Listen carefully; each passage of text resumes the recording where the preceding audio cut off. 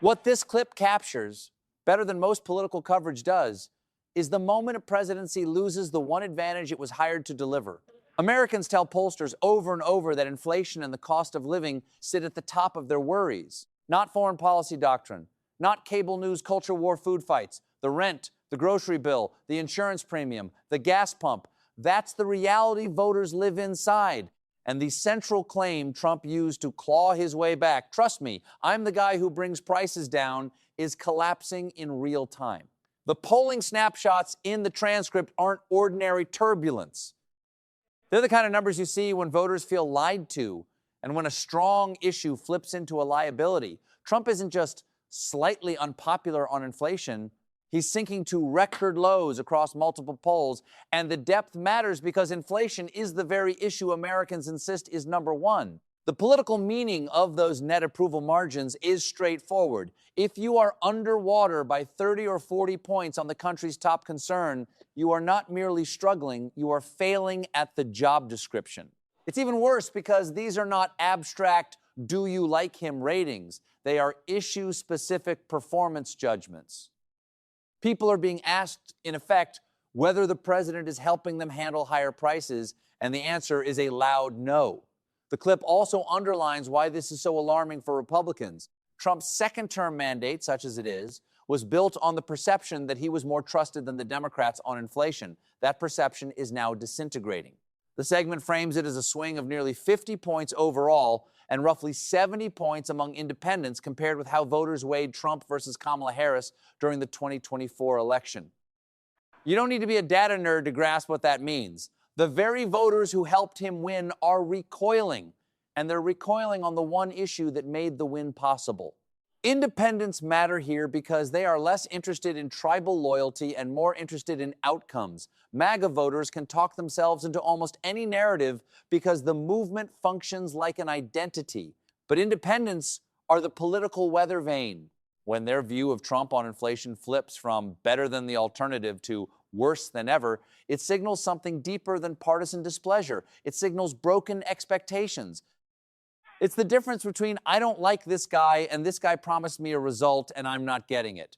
Broken expectations are electoral poison, especially heading into midterms where every House seat is on the line and where Senate control can swing on a handful of states.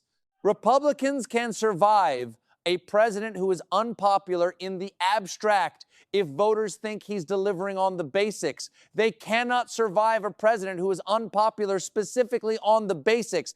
That's why the Republican congressman's response in the transcript reads like a defensive crouch. He concedes inflation is a concern, then quickly tries to localize it. Things are relatively stable here, and then pivots to what Washington Republicans always pivot to, tax cuts as a substitute for cost of living relief. The pitch is familiar. Yes, prices are up, but we passed a big, beautiful bill. We kept taxes the same or lowered them. Families will see a net decline. It's an attempt to change the subject from prices to after-tax income. But voters do not experience inflation as an accounting identity. They experience it as a squeeze. My money doesn't go as far is not answered by your tax line might look better.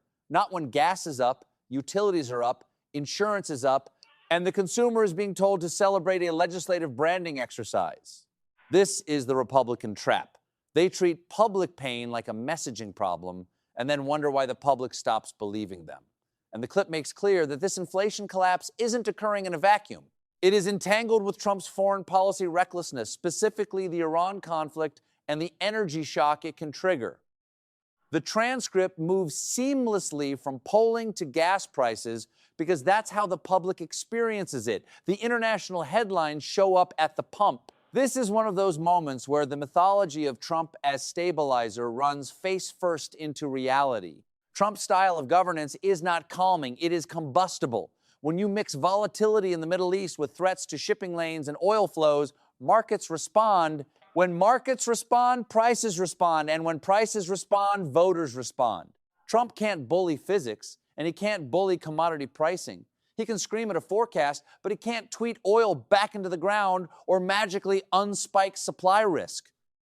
The segment highlights an internal contradiction within Trump's own messaging machine.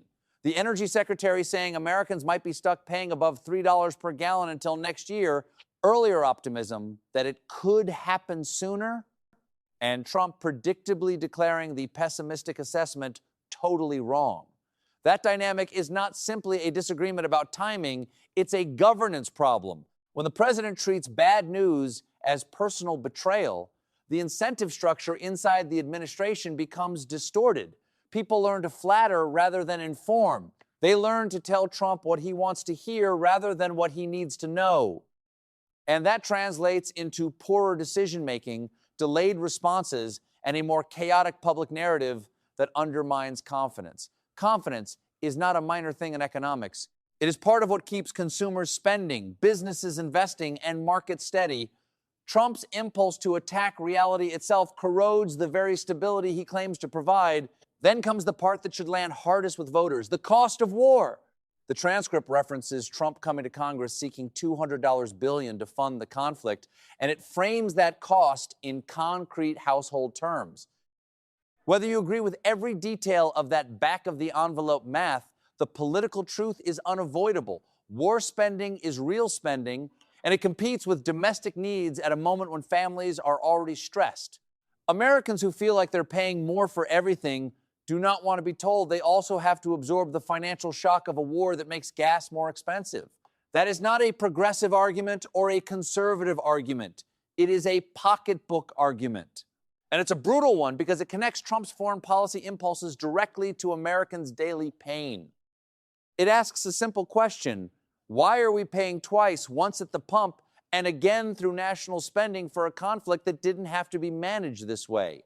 Notice how quickly the conversation in the transcript strips away Trump's favorite economic prop, the stock market. There's an acknowledgement of volatility up and down, a yo-yo, but then the analyst makes the point that equities can be divorced from lived reality while oil is not.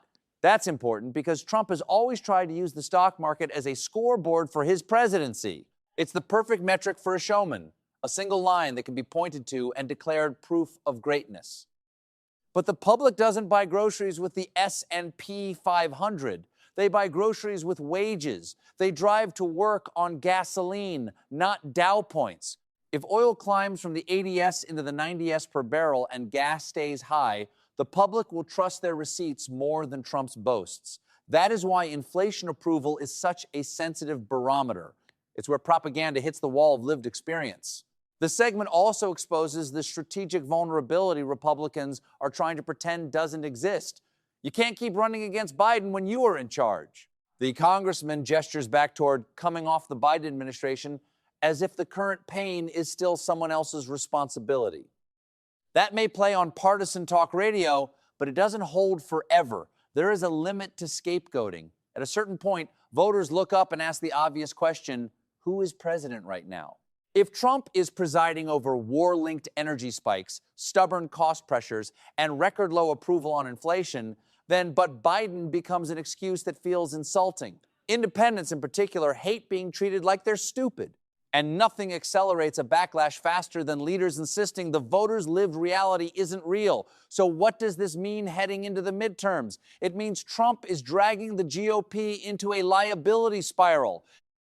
A president can be personally unpopular and still protect his party if he is seen as competent on core issues. But if the president is failing on the issue voters rank first, he becomes an anchor. Candidates in swing districts will try to outrun him with local branding and a few carefully staged disagreements, but their voting records tie them to the administration's agenda. When the White House asks for war funding, they vote. When the party pushes tax cut messaging instead of price relief, they echo it. When Trump attacks anyone who delivers bad news, they either defend him or stay silent, and silence reads like complicity. And because inflation is not a niche issue, but a universal one, there is nowhere to hide from it. Democrats, for their part, don't need to invent a narrative here. They need to narrate what's already happening in public sight. Trump sold the country a promise. Prices would come down, stability would return, and his strength would prevent chaos. The data in this clip suggests voters now believe the opposite, that his governance has produced more volatility and fewer results. The Iran conflict becomes a symbol not just of foreign policy dysfunction, but of domestic consequence. Higher gas prices, higher uncertainty, more pressure on household budgets, and potentially massive federal spending demands. When those realities are paired with record-low inflation approval ratings, the story writes itself. Trump's core competency claim is failing, and Republicans are trying to paper it over with slogans and tax cut math while voters are staring at the pump. And that is why the independence and inflation refrain matters so much. These were the two pillars that helped put Trump back in the White House. If independents sour on Trump specifically because inflation is biting and because his crisis management is chaotic, then the midterms become a referendum not on ideology but on competence. In that kind of election, no amount of culture war noise can fully drown out the basic question families ask themselves: am I better off? And do I trust these people to stop the bleeding? The clip suggests a growing number of Americans are answering no, and that's the kind of answer that flips the House, threatens the Senate, and turns Trump's second term into a political liability for everyone who hitched themselves to it.